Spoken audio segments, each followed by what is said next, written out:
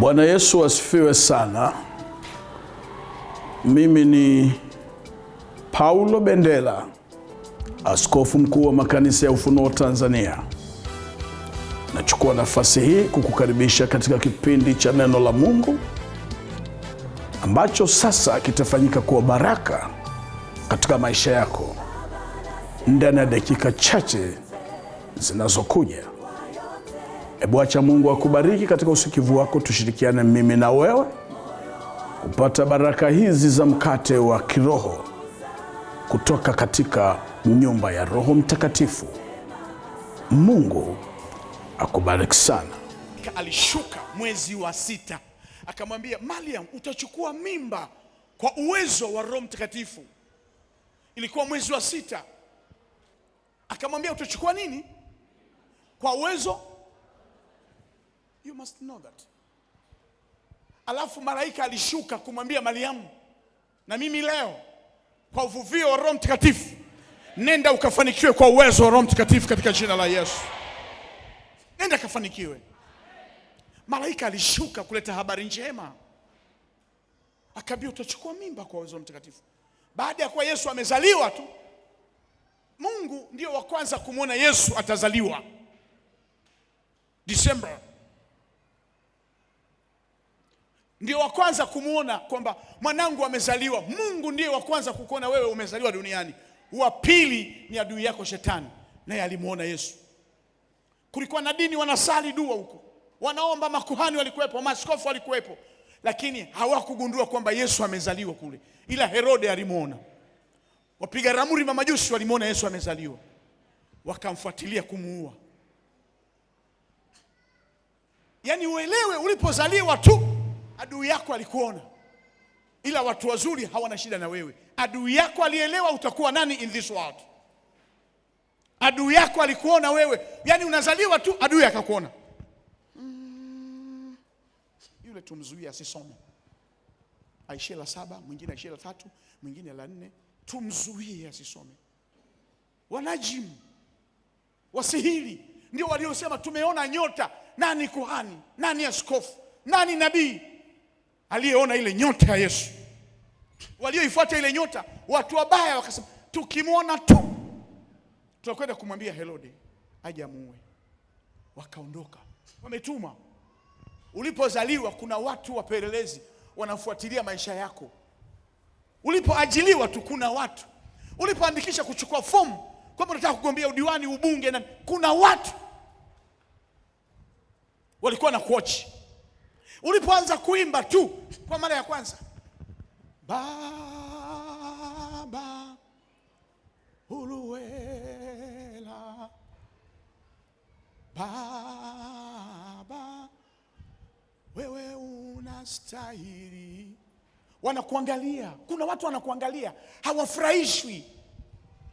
Wakati unaanza kuhubiri, Elizabeth, wakati unahubiri, ulipokaribishwa tu kwamba leo utatulisha neno, kuna watu walishakuona leo utahubiri, wakawa naweka vizuizi katika ulimwengu wa roho.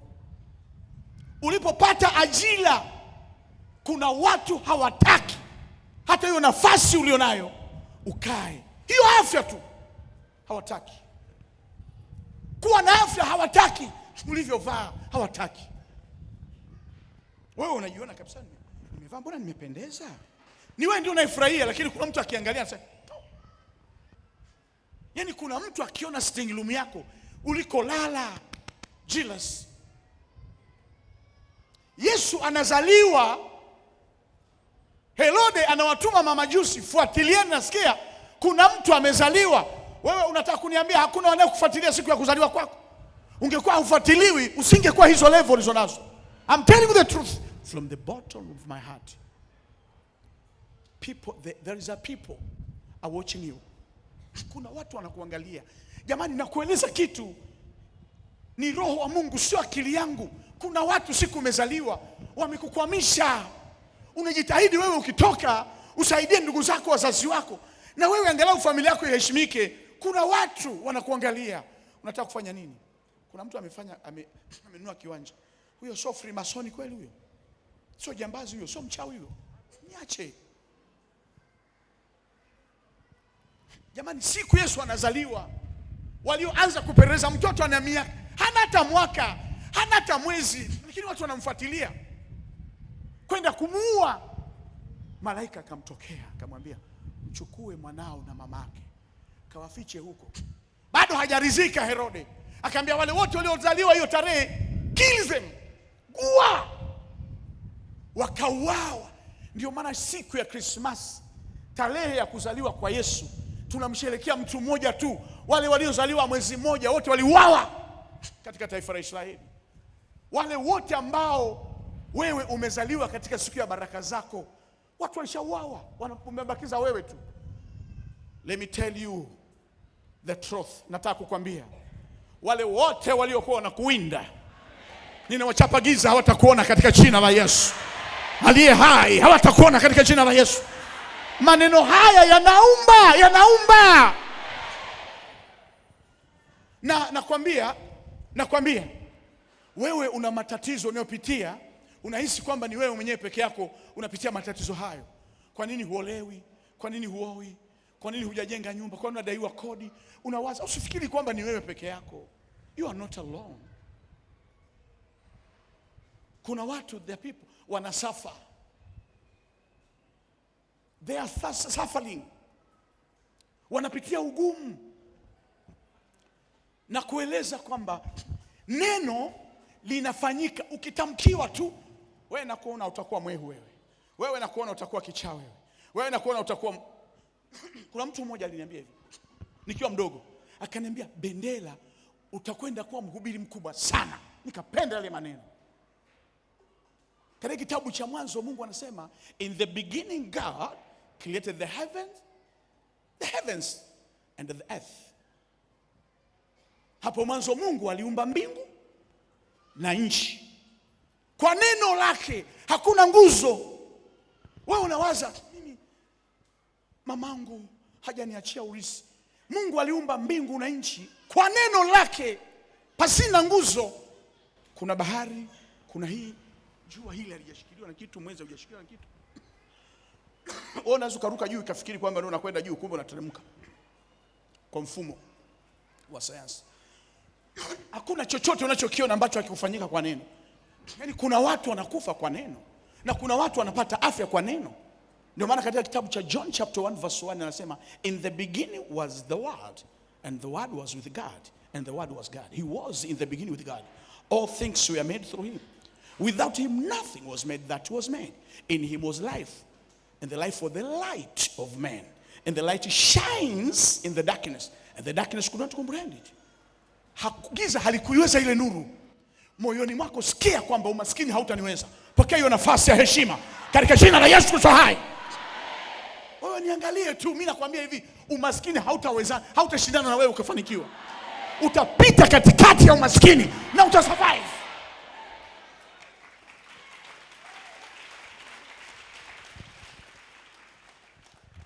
Mimi nilikuwa najiuliza, mtu kila siku akiwa anakusemea mtaani, kila siku mtaani anakuambia hivi, huyu mtu maraya, huyu maraya, huyu maraya, huyu maraya, huyu maraya, unafurahia?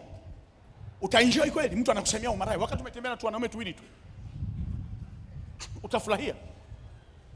Mtu anakuambia mchawi, mchawi, umechawi. Huyo ni mchawi Dar es Salaam mzima. Umeruka na kaungo sehemu hii kutoka hapa na Manyamala tu basi.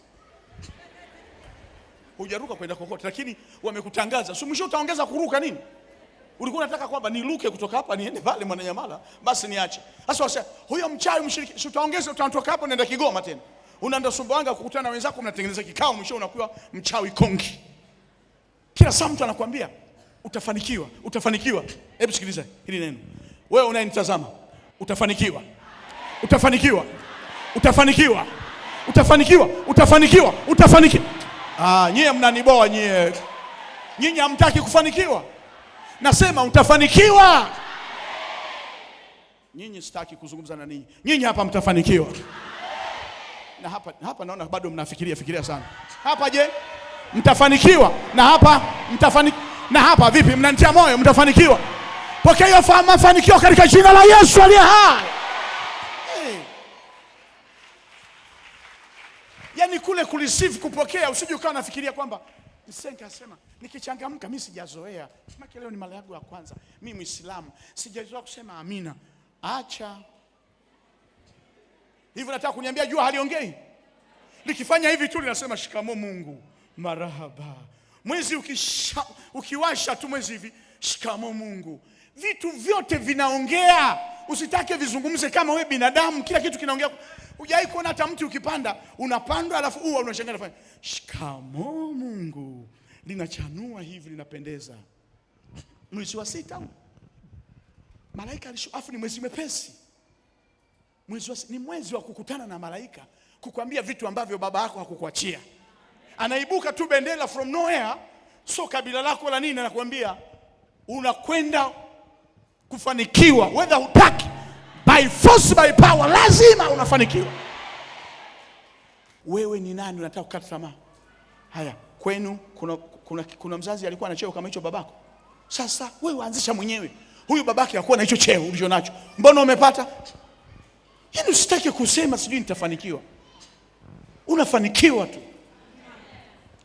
Mheshimiwa, umekuwa mkuu wa wilaya. Baba yako alikuwa mkuu wa wilaya. Si wewe unaanzisha mwenyewe. Sasa umeanzisha mwenyewe. Sasa jamani muelewe, unaweza kuanzisha wewe mwenyewe. Umenielewa? Unaweza kuanzisha mwenyewe. Msikate tamaa watoto wangu. Yaani mtu asikuvunje moyo, asikuvunje moyo. Nakwambia hivi, hii roho ya kuogopa nataka isambae, isiwe juu yako kwa jina la Yesu. Ndugu mtazamaji wangu katika Yesu Kristo, nachukua nafasi ya kipekee sana kukushukuru kwa kutoa muda wako wa kunisikiliza na kumsikiliza Roho Mtakatifu alivyokuwa akitubariki mimi na wewe. Karibu sana siku nyingine tena kama siku hii ya leo. Tuendelee kushirikiana mimi na wewe kubarikiwa katika Kristo Yesu. Ninazungumza kutoka katika ofisi ya kanisa letu makao makuu jijini Dar es Salaam, Kimara Bonyokwa. Ndipo kanisa letu kuu lilipo. Lakini kwa kweli napenda kukushirikisha baraka hizi ikikubariki. Makanisa yetu yapo katika mikoa yote na wilaya zote katika nchi yetu ya Tanzania. Mungu akubariki ikikupendeza kututembelea katika makanisa yetu.